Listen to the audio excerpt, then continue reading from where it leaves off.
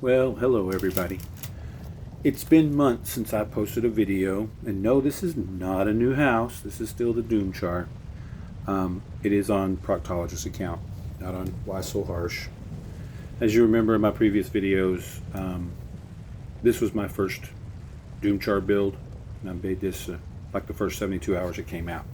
The only thing I've done, I popped in here just to show you that I changed a couple of things. I've got my craft building on the left, my little service building on the right has banker and merchant in there. But more importantly, just on the right hand side here, I installed a little vampire station. We've got your thrall, your basin, and that's it. And that's really all that's happened over here. I haven't done a lot with this house since my last video, and I'll tell you why. I've kind of made the move. I'm not really playing over here now. I decided I would go over to EU. I made enough enemies. I made friends too, but I made enough enemies over here. I need to go and start fresh. By enemies, I mean PvP. I'm always playing werewolf, and a lot of people do not like that. So, I got tired of all the spam and decided I would give these guys a break, and I would go over to EU.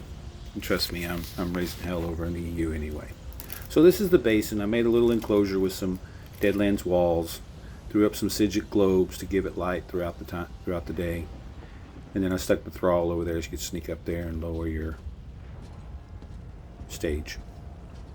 So that's it. I still really do like this house, and I do love the open floor plans and the ability just to build. The only drawback, of course, to these open layouts like this and building your own places is that you fill up your available traditional slots really fast.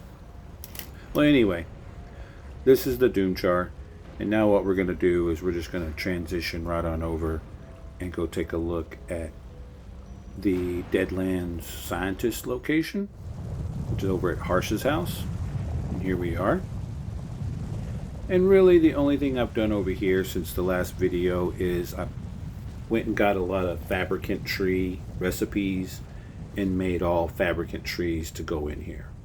So now instead of just hugely open spaces between this upper section and the laboratory and house at the other end of the zone, we've now got all these great trees to fill in the slots or the spaces in between, which I thought was pretty cool. Somebody's obviously been in here and left my door open. I'm gonna go over here real quick. Just as a reminder, this was a theme house. I do have another video of this house set up, albeit without the trees, obviously, because I'm updating this now, just showing you the trees. So if you really want to get an in-depth look at this build, just head on over to my video list and you'll be able to see the Deadlands scientist. So I used a lot of clockwork stuff in here, hence the sphere. We've got the Elsewhere moon gate and moon pad stuck together right there. I really do like that moon pad. I don't know, I'm just a big fan of dark and brooding. I know I sound very chipper and upbeat all the time, right?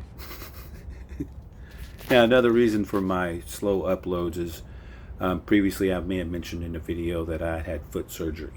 Well, I ran into some complications with that, and I've been dealing with that, and I seem to be coming out of the other end of it, hopefully.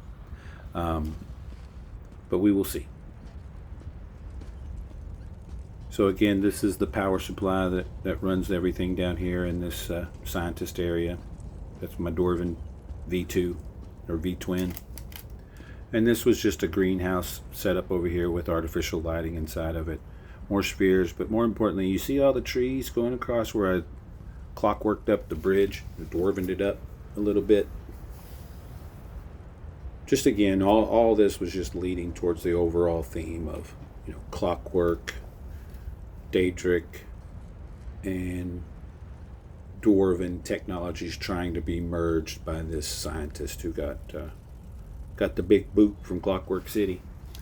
If they would ever come out with a Sotha Sil statue that I could get, I would definitely stick that in here. But other than that, this place is pretty much done, and I'm just going to leave it as is. Stop paying for ESO Plus on this account, so if we pull anything out of this house, I won't be able to put it back in.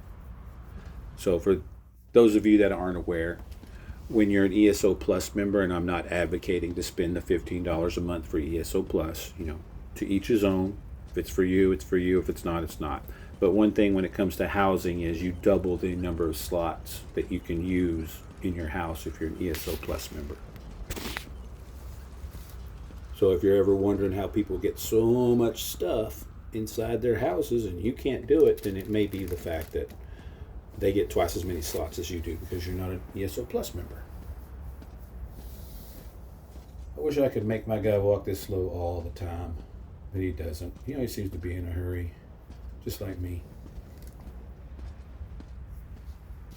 Reminds me of that old Alabama song. I'm in a hurry and I don't know why. I usually tell people, look, I'm driving on the road to get where I want, not to see the sights.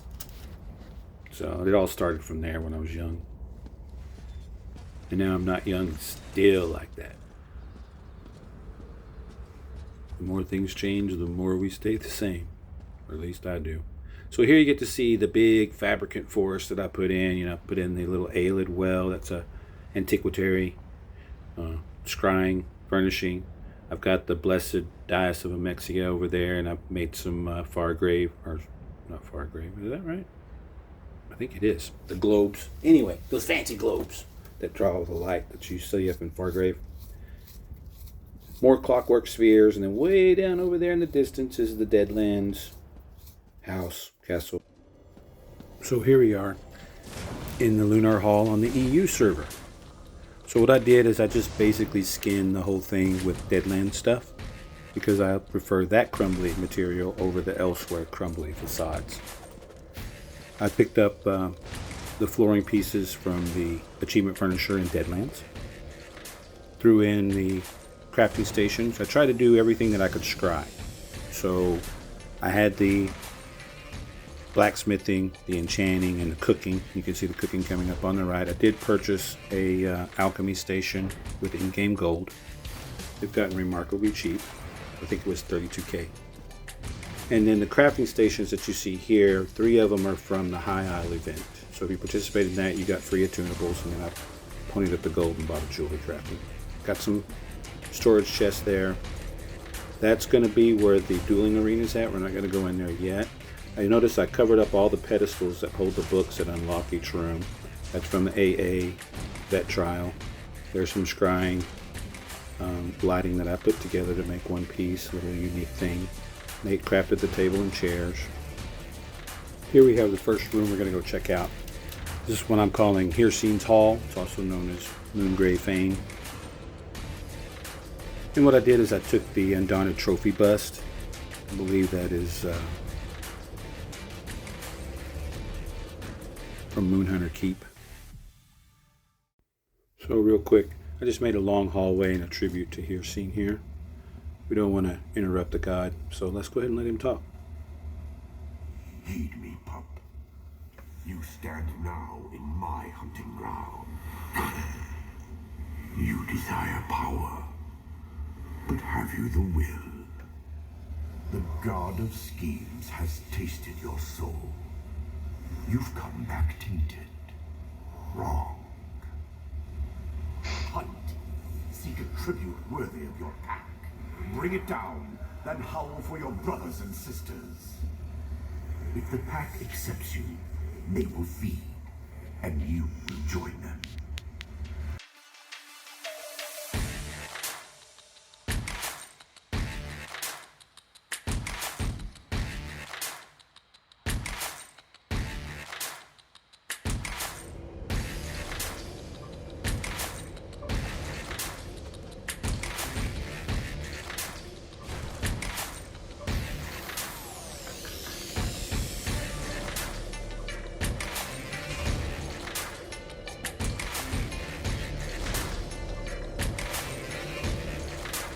Here we have the Lion's Cradle. I was unsure what to do with this room until my guild decided to do a contest. Spooky murder scene. Let's check it out.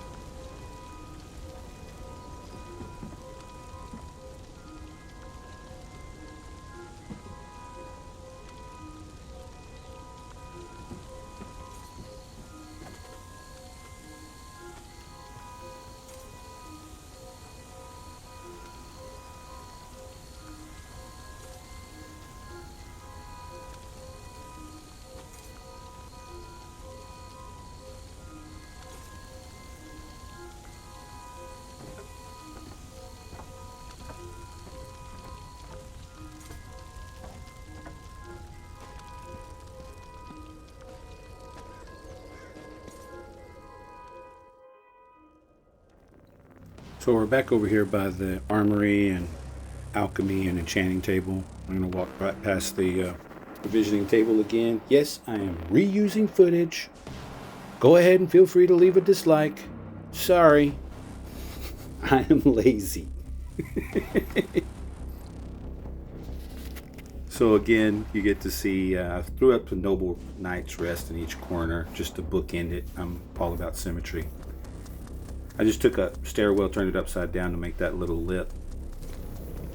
So here we are in the arena. I took this, this was the hall that I did my mock-up for my Doomchar in before they released the actual Doomchar plateau, but all the recipes for the Deadlands stuff came out first. So I used that as a jumping off point, but I decided I was going to enclose that portal until I got this all finished, and then I liked the way that looked, so I went ahead and incorporated what used to be just a complete circular enclosure on that portal. This is the dueling arena. I usually end up with one of those in every one of my houses. At least that's kind of the way it worked out. There you see that circular room. With scrying, I was able to get the stained glass that you see on the walls. No gold there. The cage up on top of that column is from the luxury vendor, and I put a non-combat pet in there, Scamp. I use scrying to get these thrones. These are the Throne of the Ribbon King, which come from Rivenspire, I believe. And I really like the way they play off of that stained glass. I only have 2 of them in here at this moment, but I plan on grabbing 2 more and throw them on the other side. I wanted to make sure that the dueling area down there in the middle was illuminated pretty good, so I grabbed one of those Beacon Tower Zeros. It's another scrying piece of furniture, and put that up in the ceiling. And those are the Deadland wall spikes. That's a recipe drop, pretty common recipe drop from containers out of Fargrave. I did some achievement furnishings here. Well, that symbol is actually a scrying, that gong. I think that came from southern or northern, one of the elsewheres. I'm in my car right now, so I'm not going to research that. And then down here is the horn. It's researchable, and you can actually blow on it, and it sounds really cool. But in this video mode that I'm in, I'm not able to interact with doors and things. So we'll leave that for some other time. Or you know what? Go get one for yourself. It's from the Undaunted Achievement Furnishers. So I'll put in these little walls here on these platforms that extended out from under the arena house itself, just so people didn't come running out of here and fall off. Because down at the bottom, if you hit the water, the slaughterfish start hitting you at once. And this is my patio that I'd set up behind my arena. And, you know, being a werewolf, you know, you're kind of dual natured. You're either furry or you're not. And so I decided I would incorporate a kind of an elvish theme, if you will, for this back patio to kind of reflect the duality of the werewolf lifestyle I lead in Elder Scrolls. So I wanted to film this section at night because I feel all the light that I threw in here is going to pop a little bit more. So I threw a couple of statues up. These are both attained through scrying. And then I stuck some of the tower beacon zeros inside of them to give that light down here. So this is my little gaming patio. Put down a couple of gaming tables and a little buffet for everybody to eat on after they lost PvP. Hee hee hee. You can see I threw a tower of Markarth over there. And there's a beacon tower zero inside that as well. Now this is a Sigic window I got out of the Crown store, Crown Crate really. And I had to go ahead and edit in an earlier video I made during the daytime because, like the text says, there's a bug in here. It doesn't always render. If I sound irritated, it's because, yes, it irritates me. Why, yoda. So I used the limestone shelves, or I think that's what they're called, and the limestone retaining walls from the home furnisher up in Somerset. That's how this whole setup was made. And then, you know, different pieces of furnishing that I had. So there you see a high aisle railed in balcony right there, just to give me a little walkway between platforms. And then this is that Diastrophamexia from Deshawn. And I threw a couple other little scrying knickknacks and a vase that I made. Excuse me, that's a little bit of breakfast coming back to haunt me.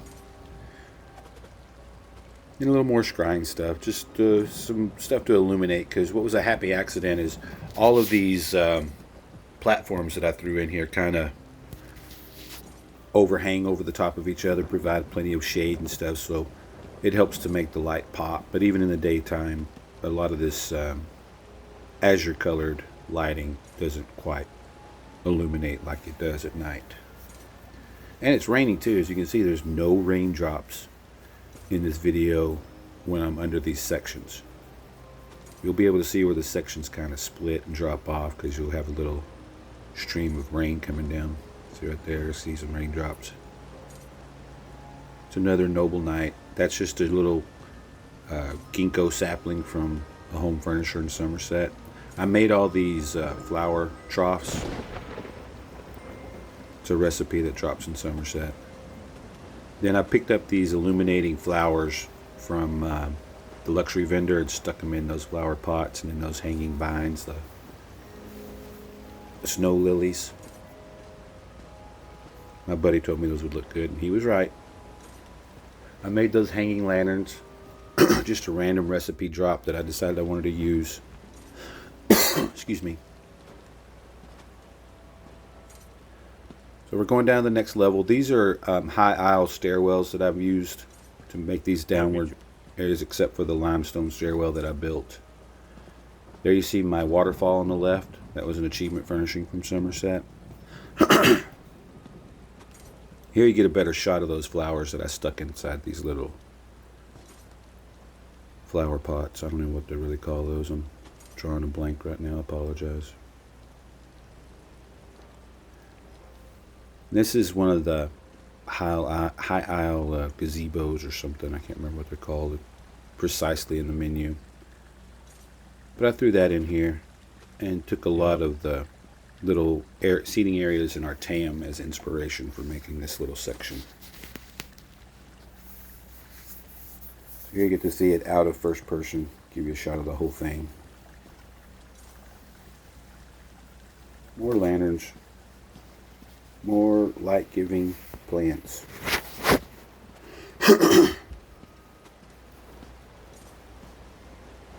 And then down here, this is the last little seating area before we get down to water level. And I decided I would use Telvanni couch just to kind of simulate driftwood furniture.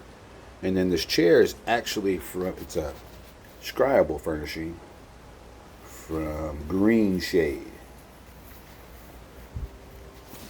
I think that water looks really pretty at night, like glass, except for all the little ripples from the rain. Makes me wish I could go water skiing. That's the scribal ship wheel from High Isle. I think I got it out of Dead Sail Reef, running that trial. That's a scribal boat from Blackwood. And now you see I've got several of these little they're called cave wall paintings, and they kind of reflect Hirrcine for me, so I've made sure to stick a few of those in here too.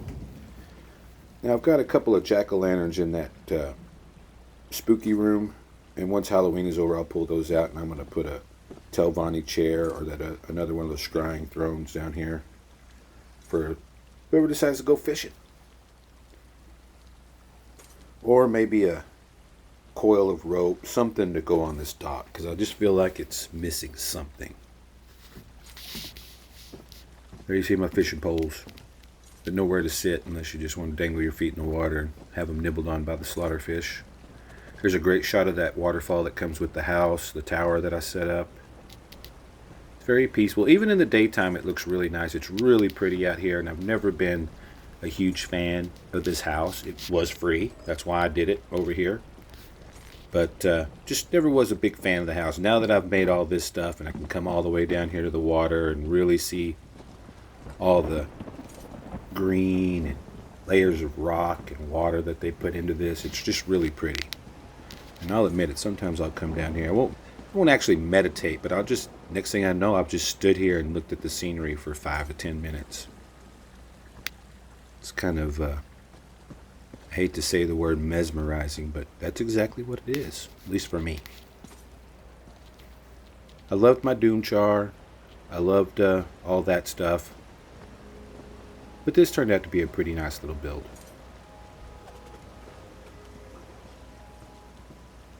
The original plan was to have like little vendor slots and stuff set up here. Maybe a couple little sleeping pods, and just like all my other builds, it just morphed into its own thing. But I still like it. It's pretty. Now you see the light not reflecting off of that wall again. That really pisses me off. And that's it. Well, thanks for coming out, everybody. You all have a nice day. If you have any questions, leave a comment and I will try to respond. But I am in the game quite often doing my own thing, especially now being on the EU server. I'm only CP 800 and trying to get back up to where I was at on NA. Have a good day.